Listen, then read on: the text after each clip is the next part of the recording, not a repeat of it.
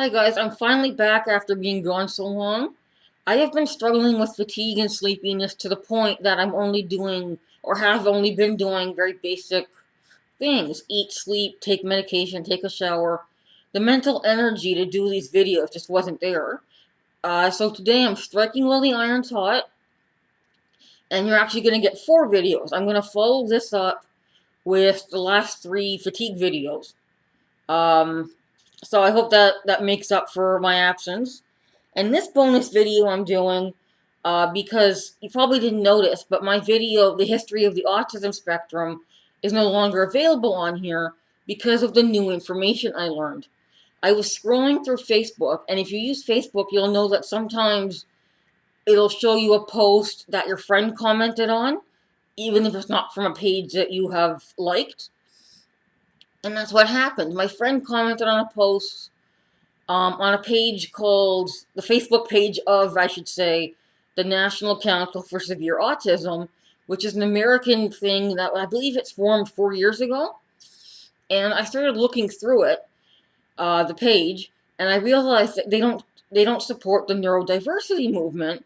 So I decided to go ahead and give it a like because I'm always looking for things like that. I'm trying to find people that share my perspective that I can relate to. And most people on the internet are all of autism is at best, a gift, at worst a benign difference. Definitely not a disability, and they say all these crazy things. So finding that page was amazing. And then finding the Facebook page led me to their blog. And it was on a blog post where I learned something that changed my whole perspective. In my video about the autism spectrum, I go on and on and on about how there is no epidemic and we've always been here and better diagnosis. I didn't know that's part of the neurodiversity thing. That their feeling is if it's not a disability, you can't have an epidemic of it, right? How can you have an epidemic of something that's not bad? I don't know if they're muzzling the media or researchers, but based on the stories I'm hearing, I wouldn't be surprised if it's at least part of the problem. So this blog post I found, in the state of California, their developmental services agency has had a 4,300% increase in autism cases in the last 35 years. And what puts the nail in the coffin that it's better diagnosis is these are all people on the severe end of the spectrum who qualify for this agency. If it was better diagnosis, and those people were always being diagnosed, and people like me weren't, then they wouldn't have had this dramatic increase since the 80s. So it totally puts the nail in the coffin. There is an epidemic, there's a public health crisis, and I hope the neurodiversity people aren't muzzling it, things to the point that it's not getting researched. I've learned through this blog and Facebook page just how incredibly toxic those people are. It's not a matter of, this is my opinion, this is yours. It's they're right, you're wrong. And if you don't celebrate autism, or at least accept it as a good thing, as a benign difference at the very least, you're a horrible parent if you say you're struggling. Some of them will say there's no such thing as severe autism, and that all autism is the same. They say it doesn't need to be accommodated, it doesn't need treatment or therapy. Society just needs to accommodate people. So listening to how crazy this is, there's no way I was going to leave that video up where I am unknowingly, and it turns out, but nonetheless supporting this movement, these people, when the reality is there is a problem.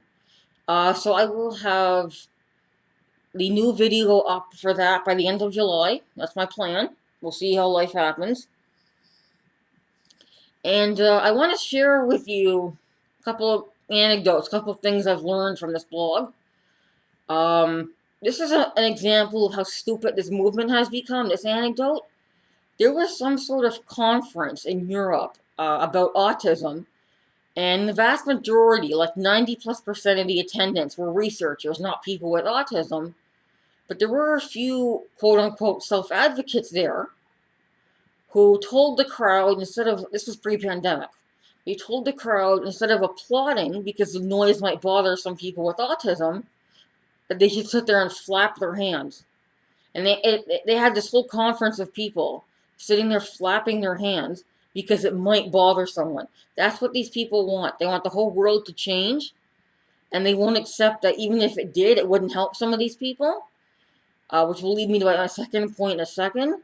But I think an analogy would be little people saying that the whole world should be built lower because some people have dwarfism. That is absolutely the best analogy, and it sounds ludicrous because it is. The other thing that caught my interest was a person who used to subscribe to the neurodiversity movement, and she changed her mind. She was diagnosed as a teenager as being on the high functioning end of the spectrum, and she started looking online, and she fell right into the movement. Now, she admits to not knowing how severe autism can be, which I wonder if that's the case with a lot of these people. I worked at a summer camp for youth with autism, children and youth with autism. I saw teenagers in diapers, I saw headbanging, self-injury, and the list goes on. Like these people are beyond, accommodation. These people need a lot. These people are very impaired. And if you tell that to these neurodiversity people, they will say there is no such thing as severe autism. That's one of their rebuttals. That all autism is the same. So this lady left the movement when she learned how severe it could be, and also because the movement is very, very toxic, to the point of death threats, people being told they're abusing their children, people being told they hate their children. Parents of children with severe autism are now afraid to say anything. So how could I possibly leave this video up? It had to be taken down. I think I'm gonna wrap it up with this last point. I think the movement started with a good intention and completely went off the rails. There is Google medical model versus social model of disability, right? So an example of medical model would be seeing someone in a wheelchair and saying they need to be fixed, they need to walk. The social model would be saying let's build them a ramp. So I think, and that simple example, okay, fine, that makes sense. Although you could argue both sides, that person may very well want to walk. So that's a whole other, I've touched on in previous videos how some people really don't want their disability. We don't all love them. And I think what happened though was, I think they've just taken it too far. They're looking for acceptance and accommodation, which is a good thing. And I'm well aware of the incredible amounts of ignorance and ableism in society. I saw an Instagram post the other day where someone was talking about her tube-fed child, and a person in the comments was saying, "You need to sit him down at the table and make him clear his plate. This child physically cannot swallow." So I did a double take at that comment, and that's a great example of what I call it ignorant arrogance. You're so sure of yourself, even though you don't actually know anything or about that topic. And that's what's, I think, happening too. I know this feels disjointed, but I think I got my point across. That's what's happening too, I think, with this movement. They started off with good intentions. They wanted their voices to be heard. But instead, they've completely hijacked it. They're denying people's needs. They've taken it to a ludicrous extreme. Right? You can accept that autism exists. You can accept people you see in public with different behavior. It doesn't mean you have to like it. It doesn't mean it shouldn't be cured. They've gone off the deep end with this, and I'm seeing that people are starting to fight back. So I hope there's some success with that. I just want it to be more. They can have their opinion, but they need to let me have mine. Is the long and short of it. So I'm gonna wrap that up, and I'm gonna continue next with the next fatigue video. Thank you.